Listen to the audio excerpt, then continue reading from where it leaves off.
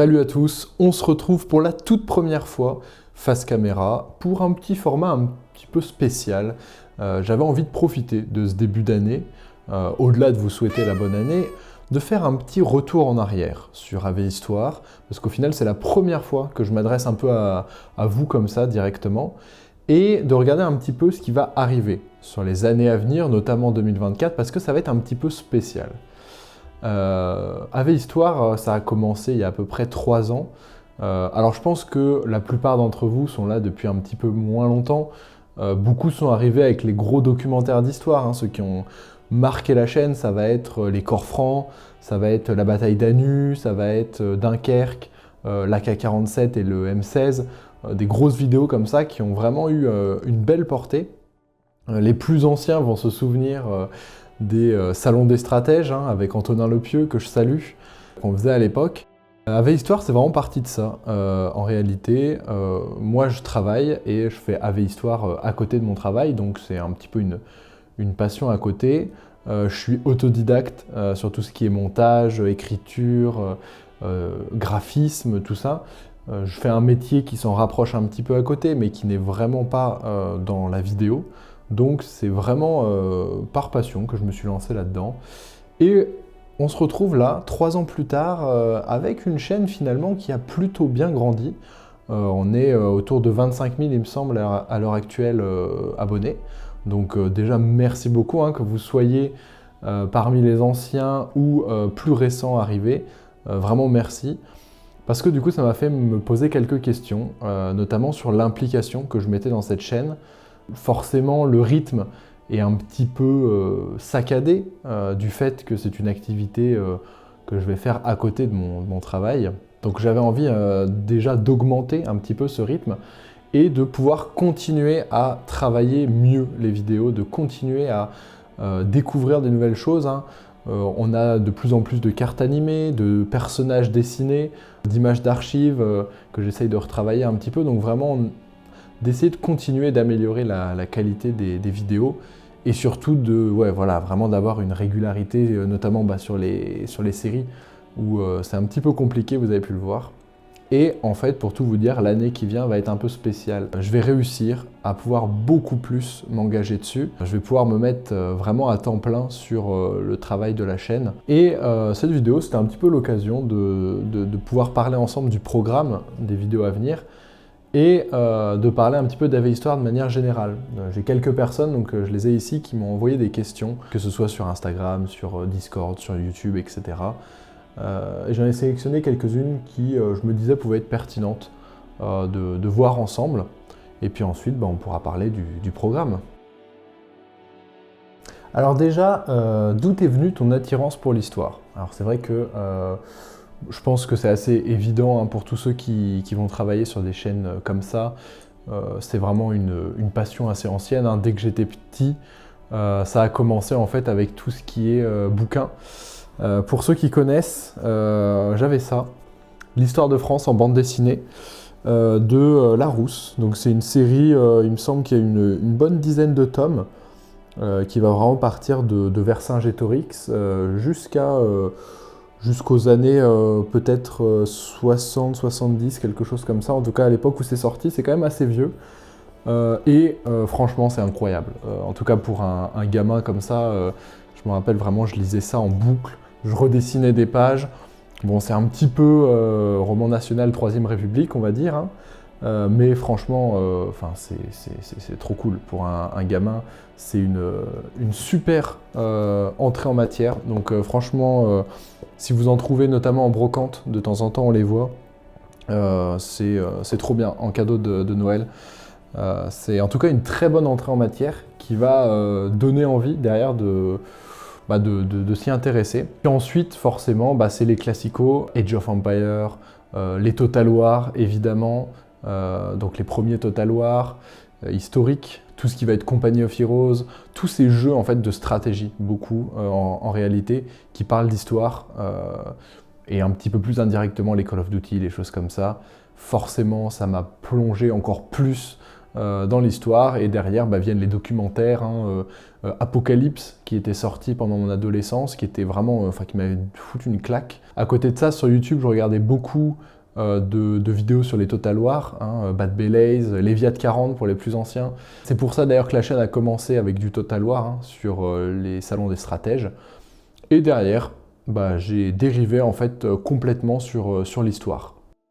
Alors, deuxième question, quel est ton personnage ou ton époque historique préférée?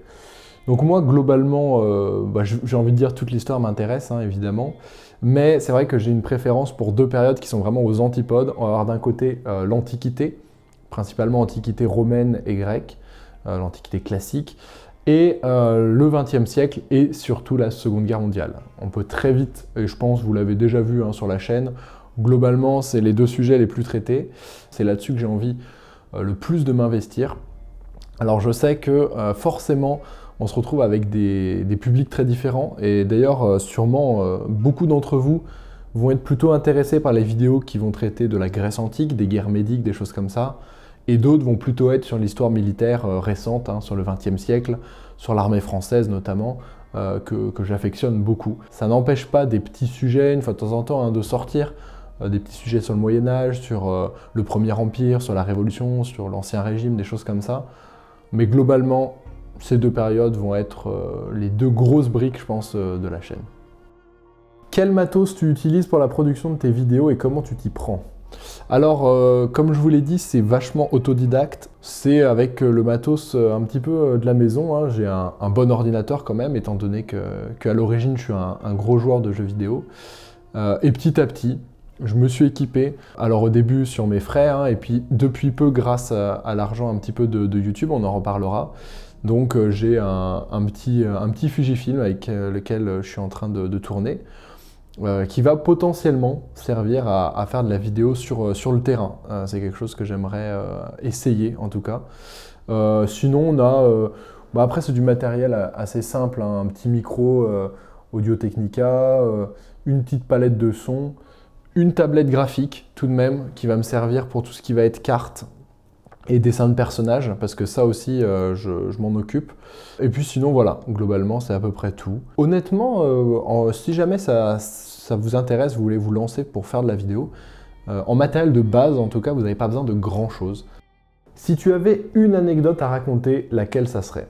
J'ai retenu cette question parce qu'elle va me permettre en fait de faire une transition toute trouvée avec le planning. Savez-vous comment et où ont volé les derniers Messerschmitt Bf-109, donc le Bf-109, le fameux chasseur allemand de la Seconde Guerre mondiale, de l'Allemagne nazie? Eh bien, qui est-ce qui va l'utiliser, on va dire, de manière militaire pour la dernière fois? L'État d'Israël. Quelle ironie. Dites-vous qu'il y a bien un ingénieur qui, dans sa vie, s'est retrouvé à peindre par-dessus des croix gammées des étoiles de David. Je trouve ça assez cocasse de se dire que ces derniers faits d'armes ont été au-dessus du ciel d'Israël. Et on va en parler bientôt du Bf-109, ça tombe bien. Parce que la prochaine vidéo, la grosse vidéo qui arrive en janvier, ça va être un duel d'armes. J'ai vu que ça avait plutôt bien plu, ce petit principe de présenter deux armes en une vidéo, avec l'AK-47 et le M16. Et là, je vais faire ça avec le Bf-109 et le Spitfire. Donc on va avoir ce duel mémorable, j'ai envie de dire, vraiment de chasseurs de la Seconde Guerre mondiale. On va avoir en janvier, très prochainement, et qui va lancer, j'espère en grande pompe, cette nouvelle année. Alors, du coup, au niveau du programme, qu'est-ce qu'on a?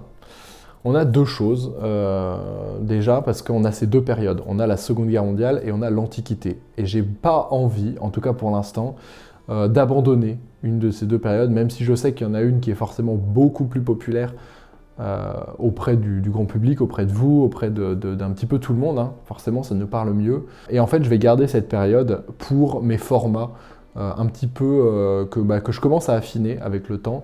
Donc ça va être les duels d'armes ou en tout cas les inspections d'armes. Ça va être des vidéos autour d'unités un petit peu emblématiques. On a fait les corps francs, on a fait les alpins. Et ça, c'est un format vraiment que j'aime beaucoup, parce que c'est un format qui permet de retracer l'histoire d'une unité. Alors forcément, je ne suis pas toujours dans la capacité de pouvoir tout raconter hein, sur une unité. Les Alpins, les chasseurs alpins, c'est une unité tellement incroyable dans son histoire que c'est pas possible de tout dire en 30 minutes. Hein. Mais ça me permet en tout cas de revenir un peu sur l'histoire, sur l'engagement de ces unités. Donc ça, c'est quelque chose qu'on va continuer. Des vidéos sur des unités et après des documentaires un petit peu plus tactiques, j'ai envie de dire, l'histoire d'une bataille. Voilà, je vais prendre une bataille, comme on a fait pour la bataille d'Anu, essayer de raconter un petit peu en amont d'où vient cette bataille, ensuite avoir le récit, parce que j'aime bien avoir ce récit un petit peu narratif. Hein. Je pense que c'est un peu la patte que j'ai envie de développer sur la chaîne, c'est quelque chose d'assez narratif sur les faits. Et derrière, des petites parties analyse quand même sur la fin, que ce soit de la compréhension, pourquoi tel acteur s'est retrouvé en position de force, quelles ont été les conséquences potentiellement de cette bataille, quelle place elle a dans la mémoire des différents acteurs, aujourd'hui, à l'époque. Ça, c'est des choses aussi que j'aime bien traiter. Donc voilà pour le XXe siècle, globalement.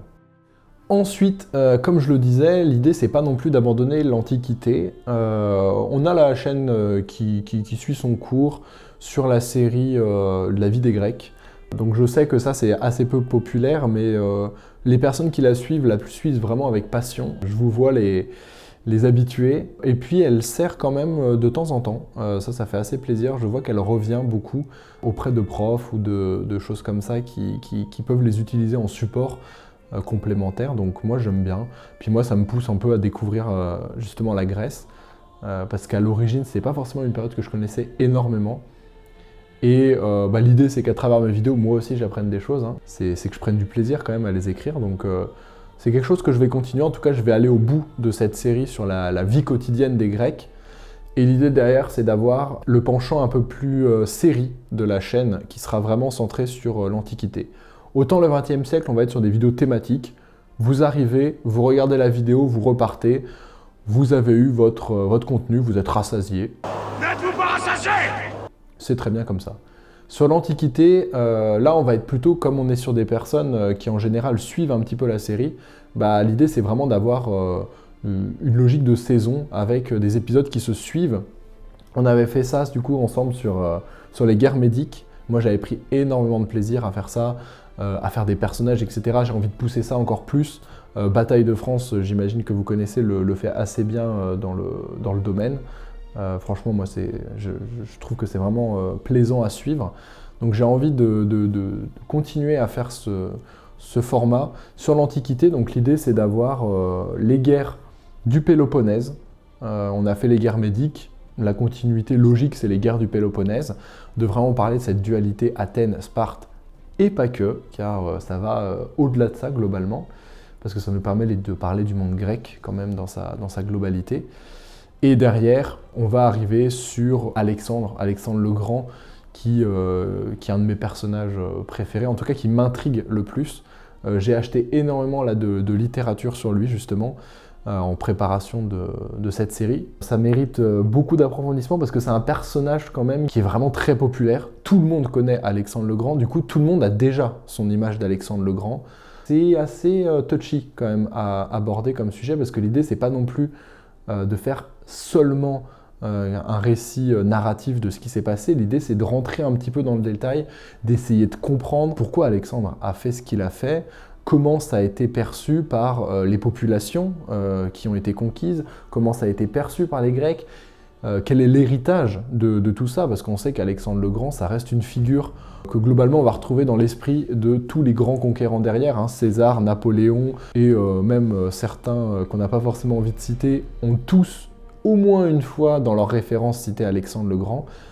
Donc je trouve que c'est vraiment intéressant de se baser sur lui pour faire une grosse série où on va avoir des épisodes avec une partie narrative assez épique, où vraiment on va pouvoir suivre tout son parcours. Et à côté de ça, d'avoir des capsules un petit peu plus où on se pose, où on prend le temps de se dire voilà, qu'est-ce qu'on a vu dans cet épisode, et ben on va en tirer une réflexion. Donc voilà, ça va être les deux grandes directions en tout cas de la chaîne que j'envisage sur cette année. Le XXe siècle avec des vidéos thématiques sur les armes, sur les unités, sur les batailles. Et à côté de ça, des grosses séries qui seront plutôt dans le temps, sur l'Antiquité et sur la Grèce, donc avec la vie quotidienne des Grecs, puis les guerres du Péloponnèse, et enfin Alexandre le Grand. Alors Alexandre le Grand, honnêtement, on sera peut-être plutôt sur du 2025. Si déjà dans cette année on arrive à boucler la vie des Grecs et à lancer la guerre du Péloponnèse, on sera déjà bien. Voilà, écoutez, moi j'ai donné mon programme, en tout cas c'est ce que j'ai envie de faire. Ça laisse pas mal de place pour notamment le XXe siècle. Si vous avez des suggestions, je suis vraiment preneur. Et puis encore une fois, merci pour tout ce que vous faites pour me suivre, que ce soit dans les commentaires, que ce soit même juste regarder et apprécier les vidéos. C'est grâce à vous que je peux me permettre de prendre cette année où vraiment je peux travailler uniquement sur la chaîne. Forcément, ça amène quelques petites modifications. Vous avez pu le voir sur la dernière vidéo sur l'armée française. On a eu une sponsorisation en début de vidéo. Honnêtement, c'est quelque chose qui va permettre, surtout quand je traite de ce genre de sujet, où la monétisation YouTube saute, parce que le machiavélique algorithme YouTube ne permet pas toujours de récolter l'argent et le fruit de son travail, si le sujet lui plaît pas assez, allez savoir. Donc voilà, ces sponsorisations, ça permet quand même d'assurer un certain revenu. Donc on va voir ça. En général, je fais en sorte de mettre le timecode de la sponsorisation parce que moi aussi, je suis un utilisateur YouTube comme vous. J'ai pas forcément envie de toujours regarder la petite capsule. Hop, vous allez vous mettre à la fin de la capsule et vous continuez la vidéo. Circulez, messieurs. Bon, en tout cas, moi j'ai tout dit, donc on va conclure ici.